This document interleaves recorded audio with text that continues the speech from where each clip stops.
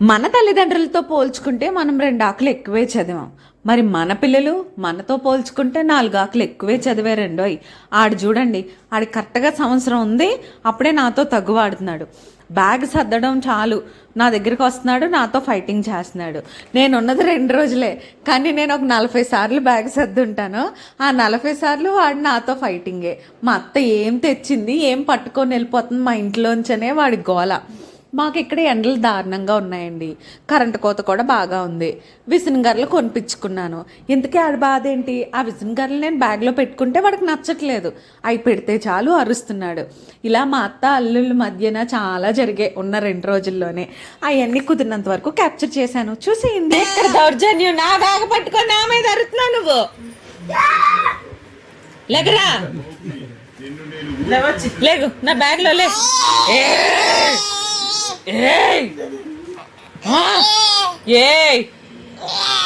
ఏంటి ఇది? నా బ్యాగ్, నా బ్యాగ్ అని చెప్తున్నానా? లేగు, నా ప్యాంట్ ఎందుకు తీస్తున్నావు? నాదిరా. నువ్వు ఉండవే నానమ్మ, నువ్వు ఉండవు. ఈరోజు దీని అంతా ఏదో నేను తేలుస్తాను. నన్ను వదలకు నానమ్మ. ఈరోజు మూడింది నా చేతిలో. చూసారా అల్లుడు చూసారా నా మీద ఎలా తిరగబడుతున్నాడో? ఆడెంతున్నాడు, వాళ్ళ నానమ్మని లాక్కొని వచ్చి కొడుతున్నాడు. ఆడెంత కసిగా ఉన్నాడో, వదిలితే నన్ను కొట్టేలాగే ఉన్నాడు. జోక్స్ అపార్ట్, హలో మిత్రులారా, నా ఛానల్కి తిరిగి స్వాగతం. అందరూ ఎలా ఉన్నారు? నేనైతే చాలా చాలా బాగున్నాను. అల్లుడు బర్త్డే వీడియో చూసి బాగా ఎంజాయ్ చేశారా? చూడకపోతే ఐ కార్డ్స్లో ఇస్తాను, చూడండి. సో బర్త్డే అయిపోయింది, నేను ఇంకా తిరుగు ప్రయాణం మొదలుపెట్టాను. ఏంటో వెళ్ళాను, ఉన్నాను, మళ్ళీ రిటర్న్ వెళ్ళిపోతున్నాను. మళ్ళీ బ్యాగ్ తీసింది ఏంట్రా బాబాయ్ అనుకుంటున్నారా? నేను ఎప్పుడు ఎంటీ బ్యాగ్ పట్టుకెళ్తానండి. వెళ్ళేటప్పుడు బోల్డ్ మోస్కి వెళ్తాను. ఆడపిల్లలు అంటే ఆ మాత్రం చెయ్యకపోతే ఎలాగా? సో అదే చేస్తున్నాను అనమాట. నాకు బెంగళూరులో ఏమైతే చాలా కాస్ట్లీగా దొరుకుతాయో మా ఊర్లో దొరికేవి నేను ఎప్పుడు ఫిల్ చేసుకొని వెళ్తాను. అందులో ఫస్ట్ నిమ్మకాయలు మస్ట్ అండ్ షుడ్ మాట. సో ఈ రోజు నా ప్రయాణం రోజు. టైం చూస్తే చాలా తక్కువ ఉంది. కార్ డ్యామేజ్ అవ్వకుండా ఉండుంటే అన్నీ చక్కగా నన్ను డ్రాప్ చేసేవాడు. సో కార్ డ్యామేజ్ అయింది అండ్ ఆడు కూడా అక్కడే వైజాగ్లో ఉండిపోయాడు. సో డాడీ మమ్మీ నన్ను డ్రాప్ చేయడానికి వస్తున్నారు. ఇంతకీ ఎక్కడికి వస్తున్నారు అంటే ఎయిర్పోర్ట్కి. మామూలుగా ట్రైన్లో జున్నుగడతో జర్నీ చేయడం అంటేనే నాకు ఒక పెద్ద టాస్క్. అలాంటిది ఈ విమానంలో వెళ్ళాలి అంటే నాకు ఏ రకమైన సినిమా చూపిస్తాడా అని కొంచెం కాదులేండి, చాలా టెన్షన్తోనే ఉన్నాను. సో మమ్మీ కూడా ఎప్పుడు ఎయిర్పోర్ట్ అది చూడలేదు. సో చూస్తుంది, నన్ను డ్రాప్ చేసి వచ్చేయచ్చు అని చెప్పి డాడీ మమ్మీ ఇద్దరు వస్తున్నారు. మా మమ్మీ నేను ఇంకా వచ్చి వెళ్ళిపోతున్నలో ఒక 100 సార్లు అని ఉంటుంది, వచ్చావు కానీ ఉండట్లేదు, వెళ్ళిపోతున్నావు ఏంటో చుట్టంలా, ఒక రోజుకి వస్తున్నావు వెళ్ళిపోతున్నావు, ఇంక ఇదే పాట. ఒకటి పెట్టుకున్నప్పుడు, ఒక పని పెట్టుకున్నప్పుడు అది తిన్నగా చేయకుండా నేను సెలవులకు వెళ్తా 4 రోజులు ఉంటా అంటే ఎలా అవుతుందండి? అవ్వదు కదా. సో దానివల్లనే ఎక్కువ రోజులు ఉండలేకపోతున్నాను, వెంటనే వెళ్ళిపోతున్నాను. ఏంటి ముక్కుకి మొక్కానికి గుడ్డ కట్టేస్తున్నాను అనుకుంటున్నారా? ఎండ అయితే చాలా దారుణంగా ఉంది. అసలే మరి ఫ్లైట్ ఎక్కుతున్నాం, కొంచెం గ్లామర్ మెయింటైన్ చేయకపోతే ఎలాగా? అనుకోకుండా తెలుసో తెలీదు కానీ ఎక్కడికి ఎప్పుడు వెళ్ళినా మా అబ్బాయిది నాది ఆల్మోస్ట్ మ్యాచింగ్ ఉంటుంది, బ్యాండ్ మేళం లాగా. సో రెడీ అయిపోయాము, బయలుదేరుతున్నాము. మా ఇంటికి కాంప్లెక్స్ చాలా దగ్గర, వాకబులే. సో వెళ్ళిపోతున్నాం అన్నమాట. మీరు ఎదురుని నమ్ముతారా? నేనైతే చాలా బాగా నమ్ముతాను, నాకు అది సెంటిమెంట్. ఇక్కడైతే మా మమ్మీ రావాలి, అత్తయ్య ఇంట్లో అత్తయ్య రావాలన్నమాట. అండ్ ఇంకా నేను ఊరికి వెళ్తే నాకు మెయిన్ రిలీఫ్ ఏంటంటే జున్ను బాధ్యత అంతా మా డాడీ చూసుకుంటారు. ప్రతిదీ ఆబ్వియస్గా గ్రాండ్ పేరెంట్స్ అంటే అంతే కదా, పిల్లల్ని బాగా ప్యాంపర్ చేస్తారు. అండ్ అగైన్ మళ్ళీ నేను బస్ ఎక్కాను ఎయిర్పోర్ట్కి వెళ్ళడానికి. అండ్ మీరు నమ్మరు, బస్ ఎక్కినప్పుడు స్టార్ట్ చేశాడు మా జున్ను క్వశ్చన్స్. ఎయిర్పోర్ట్ లోపలికి వెళ్ళే వరకు మా నాన్నని క్వశ్చన్ల మీద క్వశ్చన్స్ అలా అడుగుతూనే ఉన్నాడు. ఇంకా కండక్టర్ మా పక్కనే కూర్చున్నాడు. ఇంకా ఆయన మమ్మల్ని చూడడమే, ఓర్ బాబు ఈడింతున్నాడు, ఎన్ని క్వశ్చన్లు అడుగుతున్నాడు రా బాబు, ఇప్పుడు డ్రైవర్ ఎందుకు స్పీడ్ బ్రేకర్ వేశారు, ఇప్పుడు బస్సు ఎందుకు ఆగింది, ఇంక ఇలాగమాట. ఇంత ఎండలో వెళ్తుంటే చక్కగా పుట్టపర్తి సాయిబాబా కేంద్రం అంట చల్లని మజ్జిగలు ఇచ్చారు. వాళ్ళ నిండు నూరేళ్ళు చల్లగా ఉండాలని కోరుకుంటున్నాము. ఇలాంటి ఎండల్లో అలాంటి దానాలు చాలా మస్ట్ అండ్ షుడ్. చాలా బాగా అనిపించింది. అండ్ ఫైనల్గా ఎయిర్పోర్ట్లోకి అయితే ఎంటర్ అయిపోయాము. పుట్టి పెరిగిన ఊరు దగ్గర అయినా కానీ నేను వైజాగ్ ఎయిర్పోర్ట్ ఎప్పుడూ చూడలేదు. ఊరికే లోపలికి రానిస్తారేంటి చూస్తానంటే, అందుకే వెళ్ళలేదు. సో ఇప్పుడు సందర్భం వచ్చింది కాబట్టి వెళ్తున్నాను. నాకు వైజాగ్ ఎయిర్పోర్ట్ కొత్తే, అండ్ ఈవెన్ మా మమ్మీకి కూడా కొత్తే. డాడీ చాలాసార్లు చూశారు. అండ్ ఇక్కడికి ఎంటర్ అవ్వగానే మా అబ్బాయి మా నాన్నకి ఏం చెప్పాడో తెలుసా? తాత, దీన్ని ఎయిర్పోర్ట్ అంటారు, నీకు తెలుసా? ఈ లోపల ఫ్లైట్లు ఉంటాయి, నేను నీకు ఇప్పుడు చూపిస్తాను రా అని. మా డాడీ షాక్. ఎయిర్పోర్ట్లో ఫ్లైట్లు కాకపోతే ఆటోలు ఉంటాయి ఏంట్రా అని మా డాడీ. ఇంకా లోపలికి వెళ్ళిపోతున్నాము. ఇక్కడికి వచ్చాక కొన్ని ఫొటోస్ వీడియోస్ తీసుకున్నాము. అండ్ ఇంకోటి ఏంటంటే ఫ్లైట్ ఎక్కడానికి ఇంకా టైం ఉంది. సో మమ్మీ లోపల ఫుడ్ అది ఎలా ఉంటుందో ఏంటో బాగోదని చెప్పి ఇంటి దగ్గరే లంచ్ ప్రిపేర్ చేసి తీసుకొచ్చేసింది మాట. బయట చక్కగా కూర్చోడానికి ప్లేసెస్ ఉన్నాయన్నమాట. అక్కడ కూర్చొని ఫస్ట్ అయితే జున్నుకు తినిపించింది. వాడు మూడు బాగున్నప్పుడే తినిపించాలి, లేదంటే అస్సలు తిండు. సో మమ్మీ చక్కగా పిల్లల్ని భలే ట్యాకిల్ చేస్తుంది, వాడికి మాయ మాటలు చెప్పి తినిపించింది. ఆ తర్వాత నేను తిన్నాను. మా వెనకాతలు కూర్చున్న లీలేట్ ఎక్కడే తినేస్తున్నారని చెప్పి కొంచెం వింతగా చూశారు. ఎవరి కంఫర్ట్ వాళ్ళదయ్యా అని చెప్పాలనిపించింది, కానీ ఏం చెప్తాం. చక్కగా కూర్చొని మమ్మీ చేసిన లెమన్ రైస్ అయితే చాలా ఎంజాయ్ చేస్తూ తిన్నాను. అండ్ ఎండ అయితే చాలా దారుణంగా ఉంది. నన్ను డ్రాప్ చేయడానికి వీళ్ళు వచ్చారు హ్యాపీగా, కానీ రిటర్న్ వీళ్ళు ఎలా వెళ్తారని ఒక చిన్న టెన్షన్. అటు అటు అక్కడికి బాయ్ బాయ్ చోన్సే బాయ్.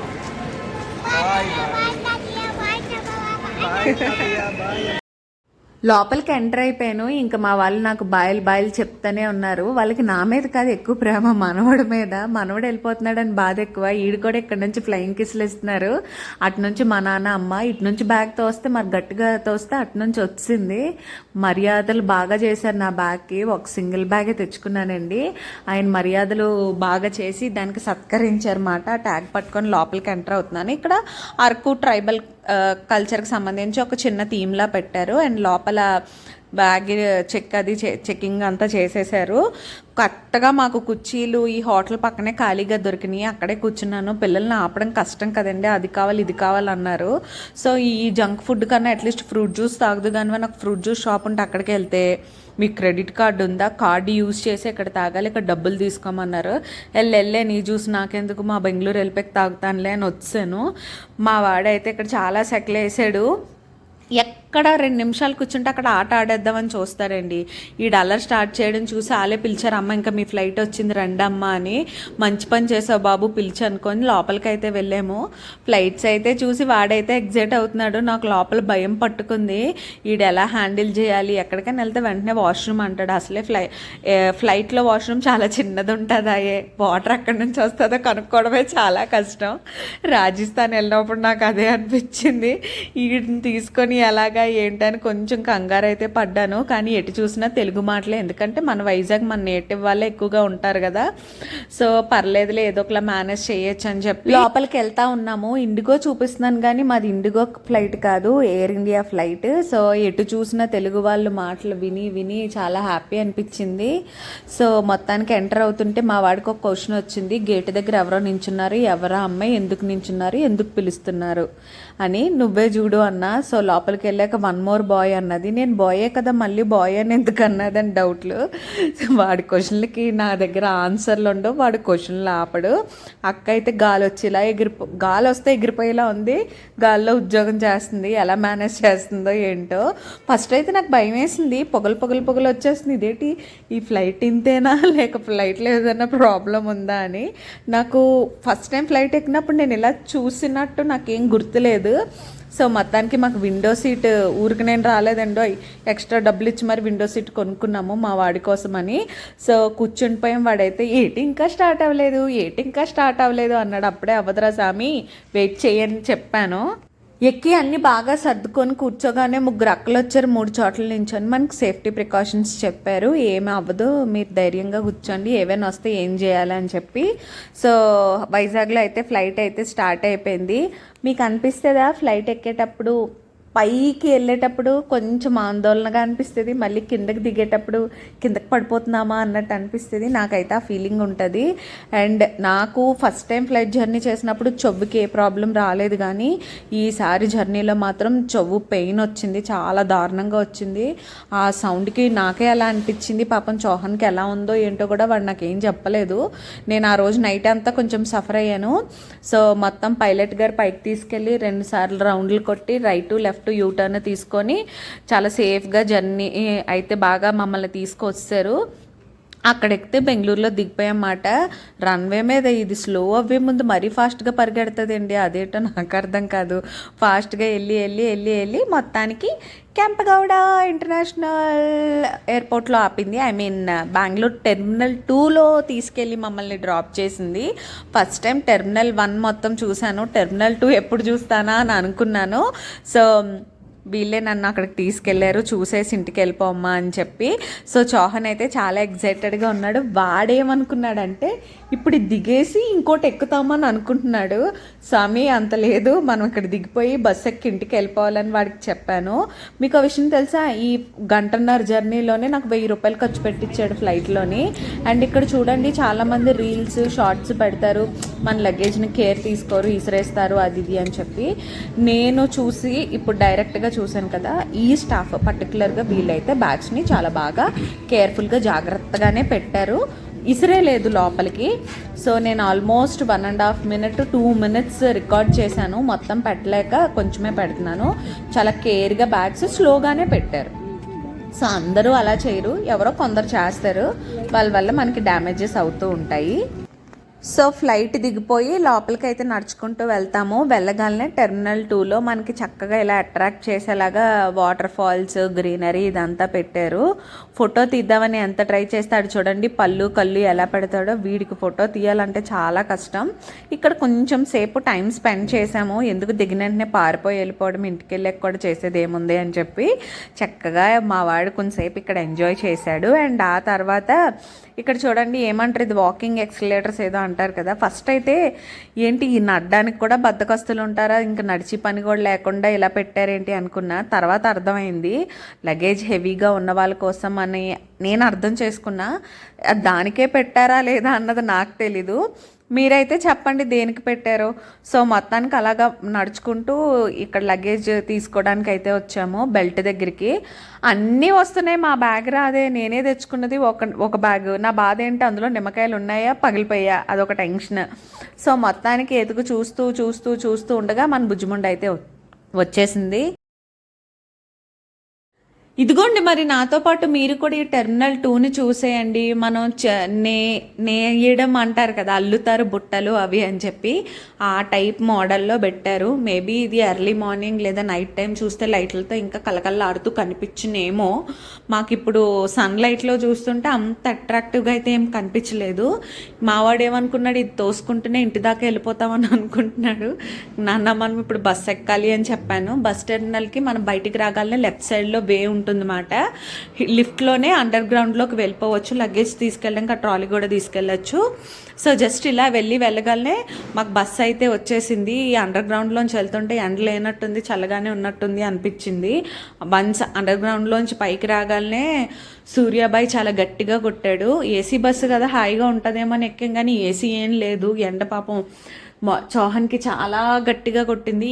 ఇంత జర్నీలో ఎక్కడ ఆడ అన్కంఫర్ట్గా ఫీల్ అవ్వలేదు, కానీ ఇప్పుడు బస్సు ఎక్కాక మాత్రం ఎండకి కొంచెం డల్ అయిపోయాడు. సో ఎయిర్పోర్ట్ రోడ్డు కదా ఖాళీగానే ఉంటుంది, ఇక్కడ నుంచి బయటికి వెళ్ళాక మనకి ట్రాఫిక్ అనేది స్టార్ట్ అవుతుంది. నేను ఎంత కంగారు పడ్డానో ట్రాఫిక్ ఉండకూడదు అని. మనం ఒకటి అనుకుంటే దేవుడు ఒకటి చేస్తాడు. బెంగళూరులో ట్రాఫిక్ లేకుండా ఇంటికి ఎలా వెళ్తాము, ట్రాఫిక్లోనే పడ్డాము. అసలు నిమిషం కూడా కాదు, ఒక 1/2 నిమిషం ఇలా ముందుకెళ్తాం, మళ్ళీ సిగ్నల్, ముందుకెళ్తాం మళ్ళీ సిగ్నల్. ఆ బస్సు ఎదవనే అంటాను నేను. వాడిని చెత్త కుప్ప దగ్గర దించేసి వెళ్ళిపోయాడు. నేను ఒక దగ్గర దిగాలి, వాడు వేరే చోట దించేశాడు. ఈ ట్రాఫిక్లో ఆ సిగ్నల్లోంచి వెళ్ళము, మేము వేరే చోట నుంచి వెళ్ళిపోతాము అని వెయిట్ చేసాము. లక్కీగా మా హస్బెండ్ అక్కడికి వచ్చి మమ్మల్ని లెక్కించుకున్నారు. మొత్తానికి గూటికైతే చేరిపోయాము. సో నా వీడియో కనుక మీకు నచ్చినట్లయితే please do like, share and subscribe. Stay tune to my channel. ఈ తర్వాత నుంచి మన ఛానల్లో ఒక ఇంట్రెస్ట్ ఆడవాళ్ళకి సంబంధించిన టాపిక్స్ అయితే రాకపోతున్నాయి. Please do subscribe.